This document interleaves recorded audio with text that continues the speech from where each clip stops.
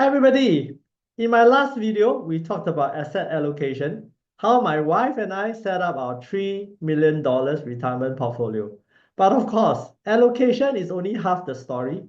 The bigger question is, how do you actually spend from it once you stop working? That's today's topic, withdrawal strategy. As usual, this is not financial advice, but a personal sharing session as food for thought for my viewers. I'll be honest, the decumulation phase of a portfolio has always fascinated me. The accumulation phase feels straightforward as far as I'm concerned. Be disciplined, ignore the noise, keep investing and stay invested. Eventually, you wake up rich, hopefully. Withdrawal, though, is a completely different ballgame. The usual attitude seems to be just get rich first, and everything else will sort itself out later. Even Warren Buffett's famous line, "My favorite holding period is forever," doesn't really help if you're retired and needs to pay the bills every month. So let's start with the most famous framework out there, the 4% rule. Back in the 1990s, financial planner Bill Bengen looked at decades of market data and asked, how much can someone safely withdraw from their portfolio without running out of money? He found that withdrawing 4% in the first year of retirement and then adjusting for 2% inflation each year after worked across almost every historical scenario for a 60-40 portfolio.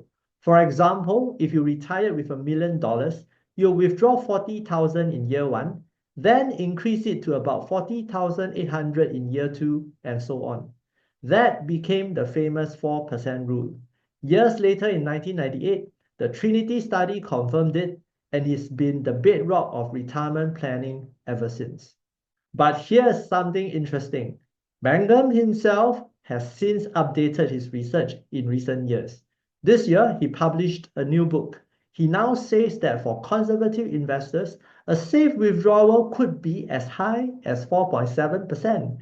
And if you're willing to take a little bit more risk, like increasing your equities allocation to say 75-25, it could be closer to 5.25% or even 5.5%.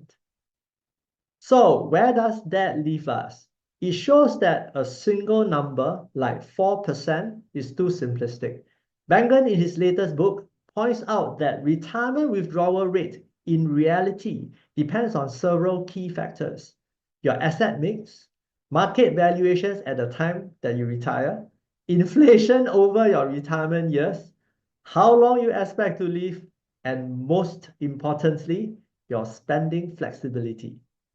When I first saw this list, I was actually quite encouraged. Because apart from inflation, which none of us can control, the rest are things you can shape. You can decide your asset allocation, you can choose when to retire, and you can adjust your spending up or down. And that's why withdrawal planning is so personal. There's no one-size-fits-all magic formula, but it's about designing a plan that balances both safety and flexibility for your own situation. So what's our withdrawal rate? I actually have two versions, a Dr. Jekyll and a Mr. Hyde for different phases of retirement. Huh? What the heck? Okay, hear me out. For the Dr. Jekyll version, we are working with a range between 3 to 5.33% depending on market condition. So it's a range instead of one single number. This aligns with the spending flexibility which was mentioned earlier as the key factor that we can control.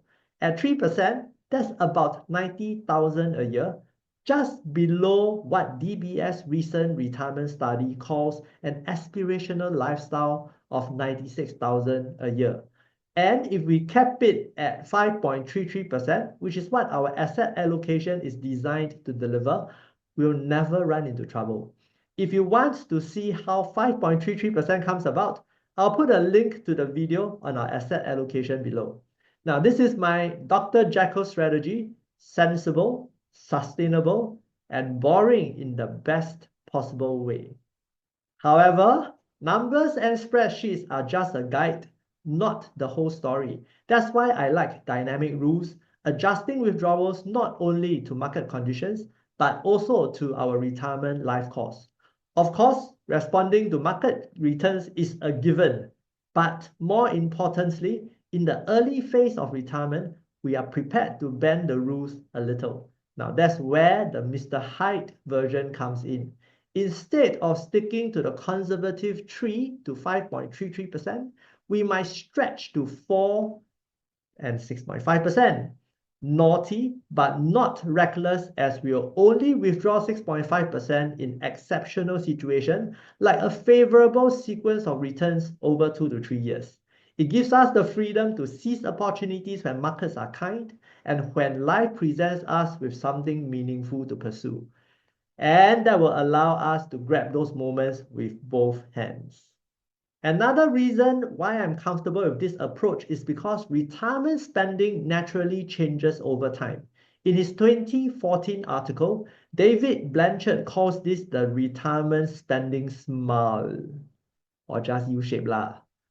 In the early retirement, what is known as the go-go years, spending is often higher. You know, the usual travel, bucket list, expensive hobbies like new cameras, drones, motorbikes. Later, as energy wanes and health declines, the slow-go years, people will tend to spend less. And finally, in the no-go years, spending will again rise, mainly due to healthcare. Thankfully, we have the CPF NA bucket for this need, which I will share in a future video. So why not lean into this natural rhythm? If the first decade of retirement is when we have the health and energy, then it makes sense to draw a little more to create memories while we can. Now, here's the part that I think is most overlooked, the psychology of spending. In other countries, less so here in Singapore, the bigger issue in retirement isn't overspending, but underspending. Out of fear of running out, many retirees spend far less than they actually could. Even Bill Bengen, who created the 4% rule, has said that most people leave money on the table simply because they are too cautious. This is why I like the Jekyll and Hyde dual framework. Dr. Jekyll comes in during the later phase of retirement, cautious, steady, making sure we have peace of mind and never outlive our money. But in the early years, it's Mr. Hyde's turn. Carpe diem, seize the day, YOLO a little bit. That means drawing on the time value of money, spending it now while we have the health and energy to create memories with loved ones and enjoy experiences that won't wait forever. So here's my takeaway. The most important withdrawal strategy isn't about the perfect percentage. It's about balancing safety with joy. If you only ever listen to Dr. Jekyll, you'll end up with money left over, but experiences left undone. If you only follow Hyde, you might risk too much. But if you let both of them have a voice and align it with your life course, you give yourself permission to live fully without fear. The real win to us isn't to finish with the biggest portfolio, it is to finish with the richest life. So there you have it, our withdrawal strategy. And remember, sometimes the best form of aging is just aging normally. See you in the next one.